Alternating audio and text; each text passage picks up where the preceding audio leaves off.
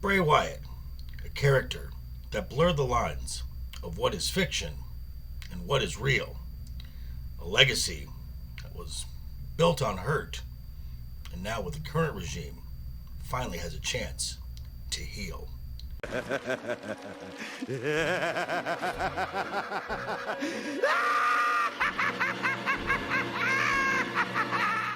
What's up, guys? How you doing? Welcome back to the channel. Glad you stopped by. And if you're brand new, welcome. Grab a seat and stay a while. But do me a couple favors first. Go down and hit that subscribe button. Go next door, ring that bell. Make sure it says all so you know when the next video pops up. Hit that like button. And before you head out, drop a comment. And if you're one of the regulars here, welcome back for another round. Ask that you also hit that like button. And before you leave, drop a comment, because YouTube does love the comments. And of course, share the video out on all social media. Okay, so this past Saturday marked the 1 year of the passing of WWE talent Bray Wyatt. A presence that not only impacted the WWE universe, but the wrestling world overall. And I would just wanted to take a look back at the career, the legacy, and some of the faces of Bray Wyatt. So, Bray Wyatt was born Wyndham Rotunda in Brooksville, Florida in 1987, the first-born son of Mike and Stephanie Rotunda. Now, the name Wyndham came from his mother's maiden name, as Wyndham is the surname of Mike Rotunda's U.S. Express tag team partner, Barry Windham. Now, as a kid growing up, the Wyndham loved films like Beetlejuice and Ghostbusters. He loved books like the Goosebumps series by R.L. Stine, later becoming a fan of Stephen King, which makes a lot of sense, as in his first iteration on the main roster, he called himself the Eater of Worlds. That's a line drawn from the clown Pennywise from the novel It. Now, coming from a wrestling family, as his grandfather was also a professional wrestler known as Blackjack Mulligan, of course, Wyndham loved the WWF, and he was drawn to more of the spooky supernatural characters, the likes of Papa Shango and the Undertaker. So enamored with wrestling that he took to it in high school, and in his senior year was the Florida State Amateur Wrestling Champion. Now, he did go to college to play football, and yet in his senior year, he dropped out to join his younger brother Taylor in the WWF Developmental Promotion Florida Championship Wrestling, FCW, which was later rebranded to NXT. Now, Duke and Bo Rotunda saw early success as they were the FCW Tag Team Champions. Wyndham was impressing the higher-ups, taking notice of him. Even the owner of the Hard Knocks gym, where the developmental talent went to work out. You may have heard of this guy. His name is John Cena. Now, so impressed were the higher-ups that he was brought to the second season of NXT. Now, at the time, this was still a game show where rookies were mentored by main roster pros. Wyndham was given the name Husky Harris due to his, oversized physique. Now, his mentor, you could say he learned a lot from this guy, Cody Rhodes. Now, his time was short-lived on the second season of NXT, as he was eliminated about midway through. Wyndham would still have the name Harris, as he was brought up as a part of the Nexus angle, and Randy Orton made sure that he was off of WWE TV soon, as he took a punt kick to the head. Now, it's no secret that Wyndham was very frustrated with the Husky Harris angle, despite doing everything he could to make it work. So he found himself back in FCW in desperate need of rebranding. Now, the head creative of at that time down in FCW, soon to be NXT, Paul Triple H Levesque agreed that the Husky Harris gimmick was kind of stupid, and he gave Wyndham some freedom to come up with something, and he tried a character that was kind of short-lived named Axel Mulligan. Tapped into a lot of the horror aspects that he loved as a kid. As I said, this was very short-lived, as Wyndham was also taking inspiration from rather obscure 90s wrestlers, settling in on Dangerous Dan Spivey's character, Waylon Mercy, a soft-spoken yet sadistic cult leader with violent in-ring tendencies. Also added to the inspiration was the character Max Cady, played by Robert De Niro in the film Cape Fear.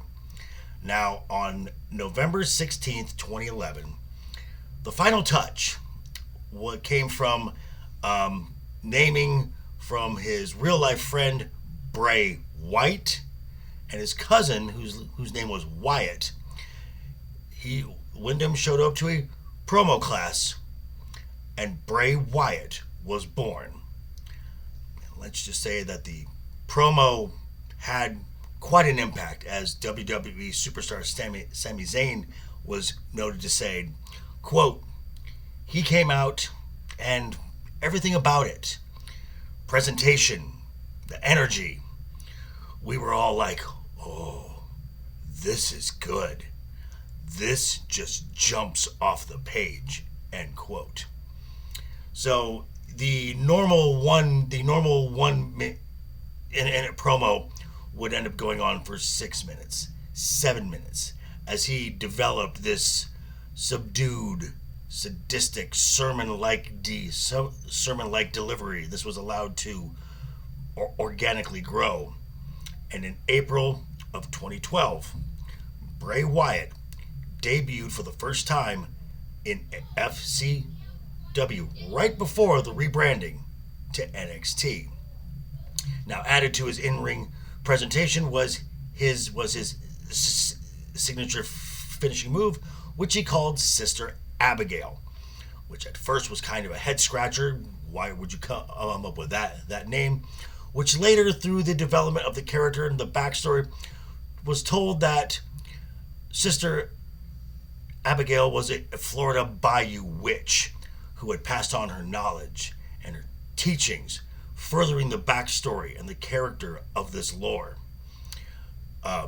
Bray Wyatt would not be alone for very long, as soon he was joined by Luke Harper and later Eric Rowan, giving us the faction of the Wyatt family.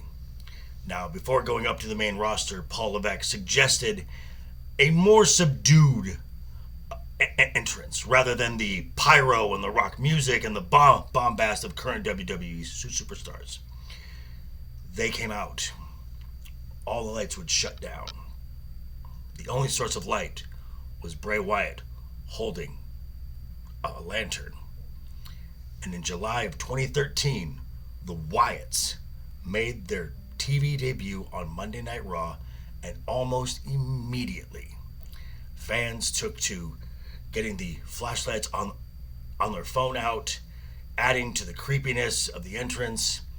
These phone flashlights soon affectionately became known as the Fireflies.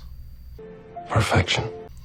And now his first year on the main roster had a rather great year, and just some of the highlights was a win over the Big Red Machine Kane in a Ring of Fire match, a brief story where he destroyed the babyface Kofi Kingston. Even was able to briefly recruit Daniel Bryan into the Wyatt family at the height of the Yes movement.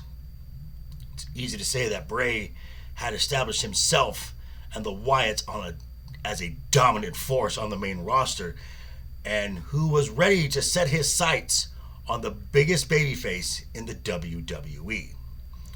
However, the creepy, spooky cult leader was about to run into something even scarier in the WWE, and that is the creative booking of Vince McMahon.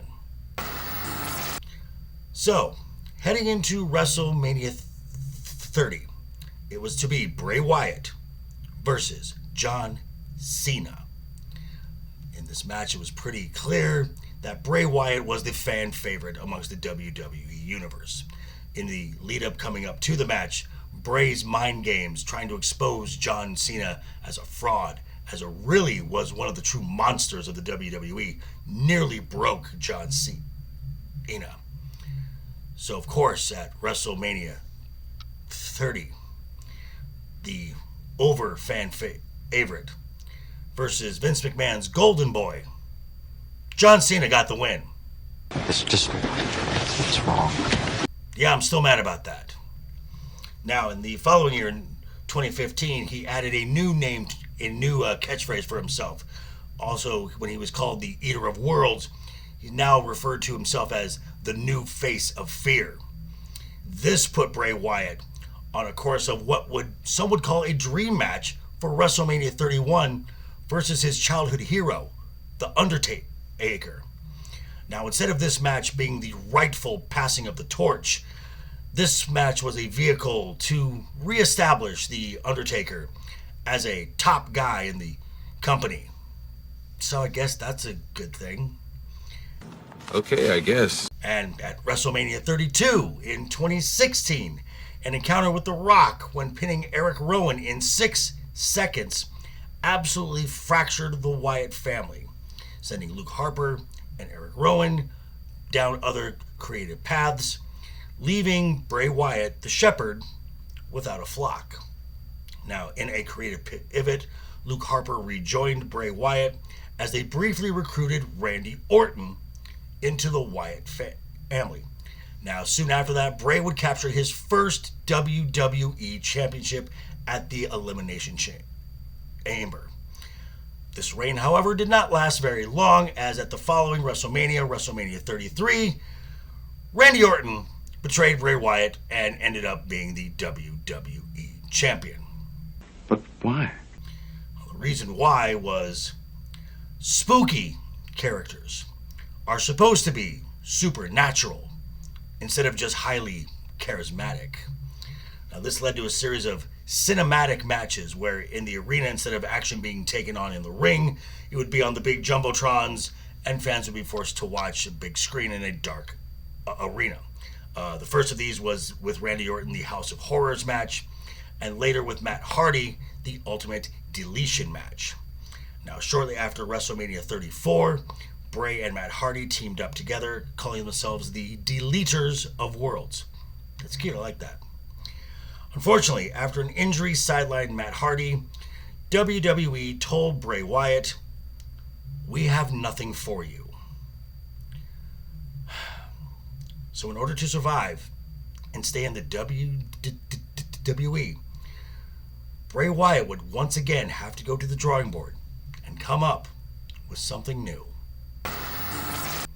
And that something new would come in the form of the Firefly Funhouse, a new medium of storytelling within the world of professional wrestling. These were vignettes where Bray would appear as a Mr. Rogers type character and would interact with puppets, of course. Now, these puppets all had a specific meaning to their names. First, we had Abby the Witch. Obviously, this is a reference to Sister Abigail. Another puppet was Mercy the Buzzard, a reference to the Waylon Mercy character that was the original inspiration of the character of Bray Wyatt. We had Huskus the Pig Boy. This was a dig at the Husky Harris gimmick originally given to him by WWE. And lastly, there was Ramblin' Rabbit. This was another dig at those who would call his promos wordy, too long, that he would just ramble. But also, in the Funhouse, lived Bray Wyatt's in-ring alter ego, the Fiend, a devilish clown that came straight out of a horror film. Oh, I did mention puppets, right? Because making cameo appearances was a puppet of Vince McMahon, complete with devil horns. I wonder if that had any meaning at all. Who knows? Now, SummerSlam 29 saw The Fiend make his in-ring debut in a win over Finn Balor. But once again, the unstoppable monster didn't mesh with WWE creative. This was completely evident in the Hell in a Cell match with Seth Rollins, widely panned as one of the worst premium live event matches ever, a match that should have never been booked in the first place. Now, The Fiend did capture the Universal Championship and was set to face Roman Reigns at WrestleMania 36. But, you guessed it, Vince McMahon stepped in and thought that a better opponent for Roman Reigns was Bill Goldberg. You have got to be fucking shitting me. So yeah, in a match at Superstar Showcase, Bill Goldberg defeated The Fiend in a match that lasted all of 3 minutes. Fuck. Now, WrestleMania 36 obviously took on a much different look due to a global pandemic, which moved the event out of the Raymond James Stadium into the Performance Center with no fans in attendance. Now, what fans got was something interesting. We got The Fiend versus John Cena in a Firefly Funhouse match. Now, this was again another cinematic match where not only did Bray get the win that he should have had at WrestleMania 30, but this entire match was more of a meta commentary addressing all the critiques the fans had over the years of the career of John Cena. Now, soon after that, The Fiend invited Alexa Bliss into the Funhouse, and the two began a program together, which ultimately culminated in her character betraying The Fiend. What followed was, again, a bunch of more of the same, a bunch of bad bookings. And in July of 2021, Bray Wyatt was released by the WWE. Reasons were unclear. Some have stated it was creative differences, some saying he was hard to work with. But barring a miracle, Bray's time in the WWE was over. And in the summer of 2022, a miracle, not only for fans, but for Bray Wyatt as well, happened when Paul Levesque took over as head creative for the WWE. And what followed was a series of social media and online cues and teases on WWE TV, all leading to the eventual return of Bray Wyatt. And in October of 2022, in the closing segment of Extreme Rules, fans were indeed treated to the return of Bray Wyatt. Now, to say that crowd response was deafening, that's an understatement. And Bray was not alone in his return. We were introduced to a new character again.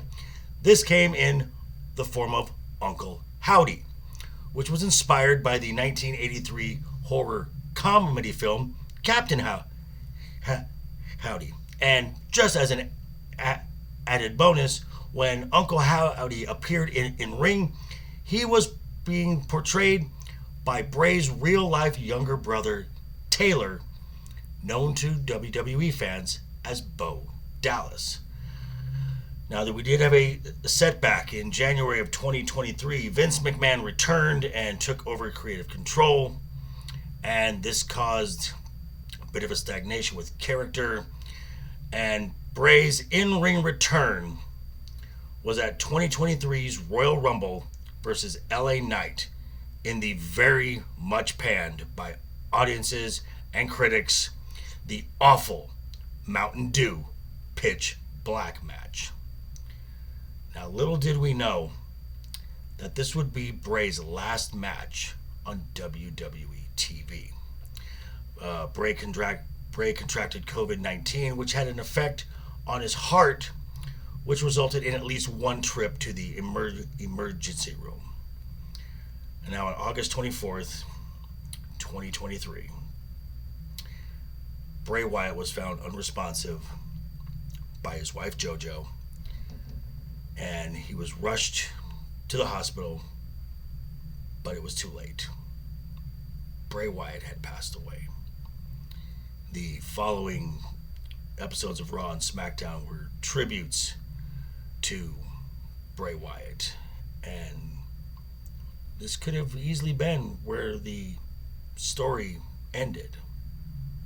But Taylor Rotunda, Bo Dallas, Uncle Howdy picked up that lantern with a plan with Paul Levesque. In mid-2024, similar online Wyatt-esque spots were spotted in TV, QR codes, all of this teasing an emergence of something new. And indeed, in June 2024, a new faction emerged, the Wyatt Six. Bo Dallas, playing Uncle Howdy, is the leader of this faction, which is the living embodiment of the Funhouse Puppets. We have Nikki Cross as Abby the Witch. Mercy the Buzzard is Dexter Loomis. Huskus the Pig Boy, Joe Gacy. And returning back to the family as Ramblin' Rabbit is Eric Rowan. What followed after that was a series of VHS vignettes where Bo and Howdy are in this dark type of therapy sessions, again blurring the lines between kayfabe and shoot storytelling, following Bray Wyatt's legacy, ensuring that it would continue in this new regime, in this new era. A legacy that was once filled with frustration and hurt can now finally begin to heal. We miss you, Bray. These are just my thoughts on this. I'd like to hear what you have to say down in the comments. Be sure to check us out on Wednesday Night is Overbooked. We'll be talking about Bray Wyatt and the upcoming premium live event Bash in Berlin. But yeah, thanks guys. Hope you enjoyed this video. If you did, give it a thumbs up. If you didn't, thanks for sticking around this long. I appreciate that. I will see you guys all very soon. Hope you had a great weekend. Have a wonderful week ahead of you. Always have fun. Keep talking. Toodles. I'd say you better subscribe or we'll bash in some skulls, right?